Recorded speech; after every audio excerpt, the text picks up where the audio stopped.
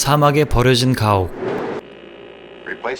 사실 이곳의 정체는 핵미사일 컨트롤 센터였는데요.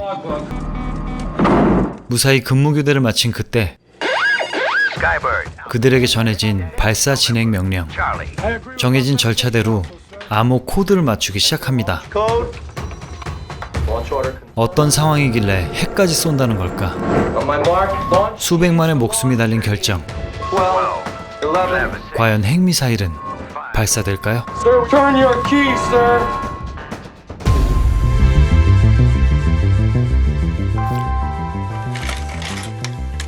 북미 대공방위사령부 노레드.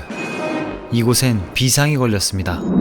결론부터 말하면 방금 전 미사일 발사 작전이 바로 모의 실험이었던 것이죠. 과연 실전에서 명령대로 발사를 실행할 것인가에 대한 테스트. 그에 따라 인간을 대체해 인공지능에게 작전 실행을 맡기는 것에 대한 토론이 진행 중입니다. 그렇게 소개되는 슈퍼컴퓨터.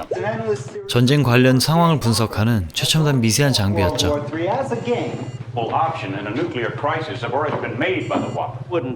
당연히 연구진의 주장을 불신하는 현직 장성들. 유사시 인간의 개입을 최소화하자는 제안이었습니다. 이른 아침부터 오락실에서 뿅뿅거리는 주인공 데이빗. 그는 전자오락, PC게임 덕후였는데요. 당연히 따분한 학교 수업엔 관심이 없었고 그에 따라 성적도 개망이었죠. 친구 제니퍼도 마찬가지였습니다. 결국 교감실로 불려간 데이빗. 대기하던 그곳에서 뭔가를 체크하는데요. 바로 6글자의 암호. 그렇게 낙제를 받은 똥멍청이 둘은 방과 후 시간을 함께 보내게 됩니다. 뭔가를 시도하는데 바로 아까 본 암호를 통해 학교 전산망으로 침투하는 거였죠. 그렇게 생물학 점수를 조작하는 주인공. 제니퍼도 구제해주려 했더니 화를 내곤 가버립니다. 그럼에도 온정의 손길을 내미는 해킹범. 한편 군사기지에선 진짜로 전산화가 진행되어 졸지에 보직을 잃은 병력들이 생겨났습니다. 데이빗은 잡지에서 신작 게임이 발매될 거란 정보를 접했고 일바따는 못 참지라며 게임회사 해킹을 시작하게 됐죠. 이렇게 성적 조작 공범인 제니퍼와 함께 게임회사 해킹을 진행하는 데이빗. 촉법을 악용하는 쓰레기였던 그는 해킹 실력을 과시하며 항공권을 끊기도 했죠. 그러다 접속된 어떤 단말기. 찾던 게임 회사인가 싶어 명령어를 입력합니다. 신작 게임을 찾으려고 목록을 보는데 뭔가 꽤나 전투적인 항목들이 보이고 분위기가 묘해졌죠. 애들 하는 게임치곤 심각한 주제. 결국 둘은 컴퓨터 전문가들에게 문의를 합니다. 아마도 군사 정보 서버 같다는데요. 보드게임이 보였던 건 실제 전략에도 공략법이 활용되기 때문일 거랍니다. 호기심이 발동한 데이빗은 그 사이트를 더 파헤치기로 했죠. 침투는 쉽지 않았고 단서를 계속 줬던 어느 날 기재된 책의 저자가 죽었다는 기록을 접합니다. 사실상 최초의 인공지능 개발자 폴큰 박사였죠. 애석하게도 사고로 가족을 잃은 뒤 그 역시 고인이 된 상황이었습니다. 그때 유추해낸 비밀번호는 죽은 아들의 이름 조슈아. 마침내 데이빗은 접속할 수 있게 되었죠. 최첨단 군사용 슈퍼컴퓨터로 말입니다. 대화를 걸어오는 인공지능. 비번을 아는 사람이 없었기에 당연히 자신을 개발한 폴큰 박사라 판단합니다.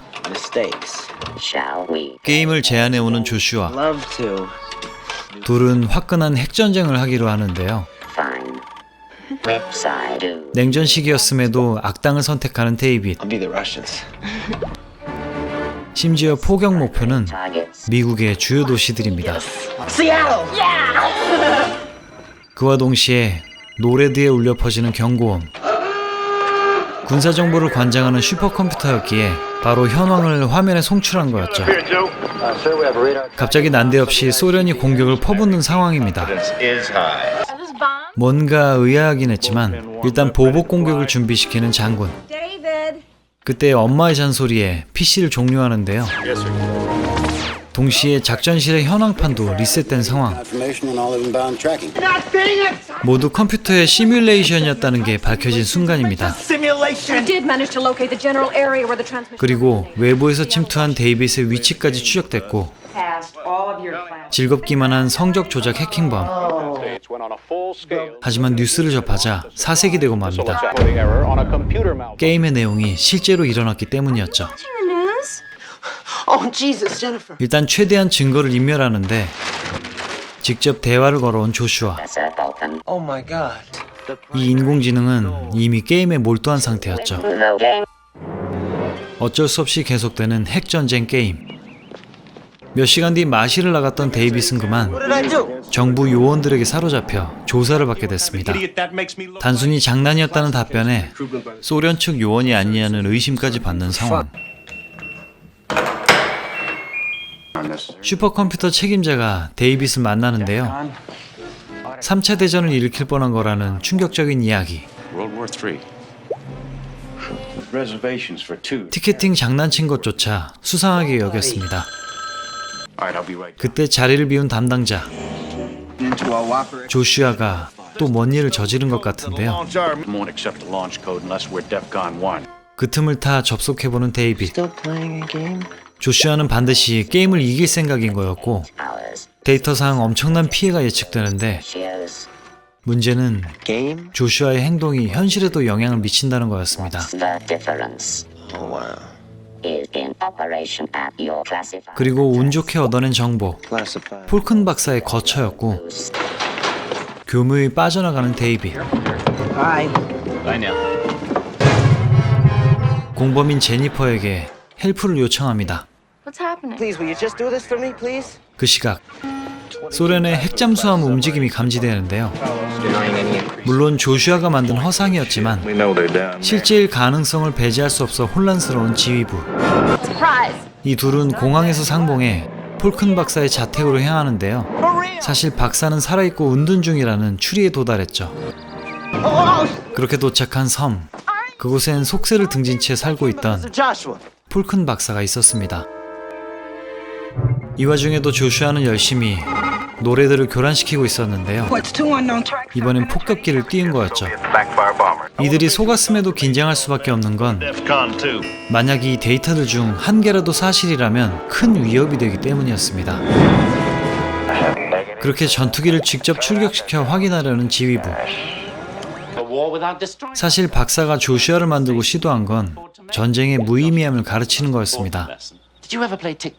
전쟁 자체는 공멸을 부를 수밖에 없다는 사실. 하지만 가르치는 데 실패한 박사는 회의감을 느끼고 은둔해온 거였죠. 이 상황 해결엔 관심이 없는 폴큰 박사와 크게 실망한 아이들. 아무튼 소련은 현재 모든 군사 장비를 동원해 미국을 치러오고 있는 상황인 건데요. 이건 현실일까 꿈일까 사실일까 아닐까 허허실실 작전일지 모르니 긴장을 늦출 수 없었죠. 시건방지게 뽀뽀를 하는 그때 그들을 추격해온 헬기의 정체는 바로 마음이 돌아선 폴큰 박사였습니다. 그 시각 결국 소련은 미사일을 발사하기에 이르렀는데요. 무려 300에 육박하는 미사일 숫자였죠. 킹쩔 수 없이 최고 단계로 격상하는 데프콘. 슈퍼컴퓨터는 보복 공격을 제한하는 상황입니다. 여러 장애물을 뚫고 상황실에 도착한 박사와 아이들. 보복 공격도 초읽기에 들어갔죠. 이건 다 허상이라는 폴큰과 혹시 모른다는 담당관. 사실 논리적으로 따져보면 말이 안 되는 상황이긴 했죠. 그렇게 설득당해 발사를 유예하는 장군. 실제로 공격이 가해지는지 확인이 필요합니다. 진짜라면 3차 대전인 것인데요. 그렇게 터지는 수백 발의 미사일들. 하지만 모두 가짜였습니다. 5인 보복 공격을 피해 3차 대전을 막은 거였고 모두가 기뻐하던 그때 미사일이 발사 대기 상태를 유지하는 요상한 상황. 모두 승리의 눈이 먼 조슈아의 짓이었습니다. 암호를 알아내 기어이 소련 공격을 시작할 심산이었죠. 게임에 미친 슈퍼컴퓨터. 하나하나 코드를 찾아내기 시작합니다. 그때 묘안을 생각해낸 데이빗. 또 다른 게임을 제안하는 거였는데요. 기본 목록에도 없는 게임은 바로 틱택토였죠. Put X in the center square. OX 중 연달아 3칸을 만드는 자가 이기는 게임. There's no way you can win that. 대부분 비기는 게 이 게임의 특징이었고 직접 시뮬레이션 하도록 시키는 데이빗. 조슈아 혼자 수없이 대전을 펼치고 매번 비기기를 반복합니다.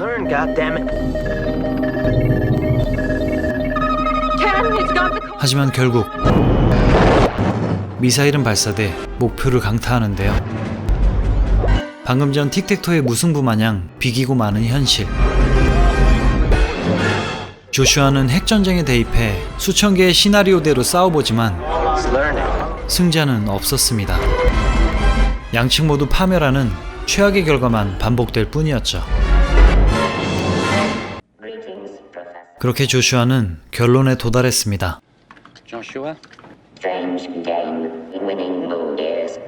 전쟁은 어느 쪽도 승리할 수 없다는 사실.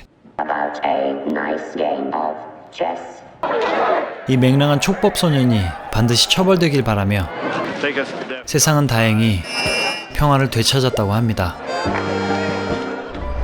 1983년작 워게임이었습니다. 메가패스나 두루넷 같은 건 있지도 않았던 시절 국방부 컴퓨터를 해킹한 게임 중독 소년의 이야기였는데요. 전화선을 모뎀에 꽂아 하이텔, 나우누리 등 PC 통신을 하던 선조들의 얘기는 전해 들었지만 이건 그것보다 더 이전의 이야기입니다. 극중에 데이빗이 집에서 사용하던 이 기기는 어쿠스틱 커플러라는 장치인데요. 일반적으로 디지털 신호를 주고받는 방식이 아닌 소리로 데이터를 송수신하는 장치입니다. 그래서 전화 수화기를 이렇게 얹어놓는 것이죠. 아직은 PC도 널리 보급되지 않았던 시절에 해킹과 방화벽, 보안이라는 주제를 다룬 영화 워게임, 제작비 10배에 달하는 수익을 올린 이 작품은 당시 청소년들의 로망인 컴퓨터 게임, 전쟁, 여자친구를 적절히 버무린 소재로 큰 흥행을 이끌었습니다. 특히 당시 냉전관계였던 소련과의 갈등을 활용해 실제였다면 정말 아찔하겠구나 하는 긴장감이 백미였죠. 무엇보다 당시엔 생소했던 해킹이란 주제를 다뤘기 때문에 개봉 후엔 실제 해킹 사례가 폭증했다고 합니다. 하지만 당시엔 이 행위가 범죄인 것으로 법제화되기 이전이었던 터라 해당 분야의 사회적 정립을 이끌었다고 봐도 무방합니다. 그에 따라 온라인 보안의 중요성에 대한 인식과 해당 분야의 기술의 발전도 따라오게 됐죠. 알파고를 떠올리게 하는 최첨단 미세한 인공지능 조슈아, 이 인공지능에 이겨보겠다는 순수한 의도가 핵폭탄 불바다로 만들 수도 있다는 전개는 그들의 염통을 떨리게 했을 겁니다. 극중에 중요한 요소로 작용되는 게임 틱택토, 오늘도 술로 밤을 채우는 바로 그거죠. 이렇게 간단히 할 수 있는 게임인데요. 개인적으로는 많이 접하지 못했던 터라 예전 리뷰작 특급 비밀 중에 총격전을 벌이다 뜬금없이 창문에서 이 틱택토를 하는 장면이 있었죠. 저는 빙고인 줄 알았답니다. 83년 흥행 돌풍을 일으킨 워게임, 그에 맞춰 소설로도 출간됐는데요. 국내에도 조슈아의 비밀이란 사파가 그려진 버전과 워게임이란 제목 두 가지 버전이 존재합니다. 구할 길이 없어 직접 읽진 못했지만 해외 리뷰를 참고하니 영화를 거의 그대로 옮겼으나 디테일과 박진감은 영화가 더 낫다는 평입니다. 주인공 데이빗 역의 배우는 매튜 브로데릭, 개인적으로는 헐리우드판 고질라와 형사 가제트가 기억에 남는데요. 이 워게임이 그의 영화 데뷔작입니다. 그리 크지 않은 키에 귀염귀염한 얼굴로 많은 사랑을 받은 그는